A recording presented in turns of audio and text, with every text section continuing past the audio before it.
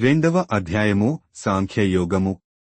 ఈ అధ్యాయములో అర్జునుడు పరిస్థితిని తట్టుకోవడంలో ఉన్న తన పూర్తి అసక్తతని పునరుద్ఘాటించి ఆసన్నమైన యుద్ధంలో తన విధిని నిర్వర్తించడానికి నిరాకరిస్తాడు.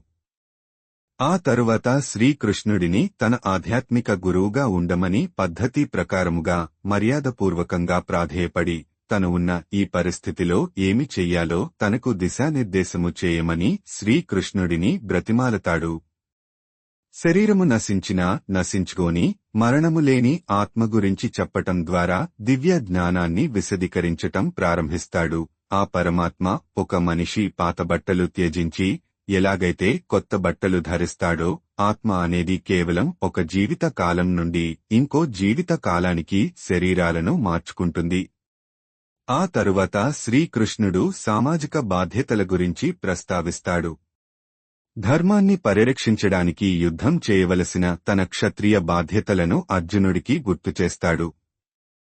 సామాజిక బాధ్యతని నిర్వర్తించటం ఒక పవిత్రమైన ధర్మమని, అది స్వర్గలోకాల వైపు దారి చూపుతుందని, అదే సమయంలో కర్తవ్య ఉల్లంఘన వలన అవమానము మరియు అపకీర్తి కలుగుతాయని చెప్తాడు.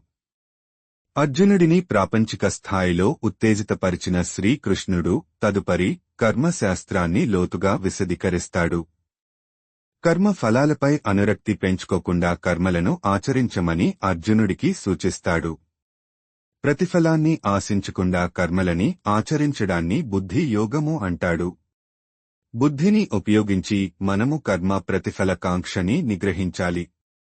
ఇలాంటి దృక్పథంతో పనిచేస్తే బంధాన్ని కలిగించే కర్మలే బంధనశక కర్మలుగా మారిపోయి అర్జునుడు దుఃఖరహిత స్థితికి చేరుకుంటాడు. దివ్య జ్ఞానంలో స్థితులే ఉన్నవారి లక్షణాల గురించి అర్జునుడు అడుగుతాడు. దానికి జవాబుగా శ్రీకృష్ణుడు ఆధ్యాత్మిక జ్ఞానంలో స్థితులే ఉన్నవారు మోహము, భయం మరియు క్రోధములకు అతీతంగా ఎలా ఉంటారో విశదీకరించాడు.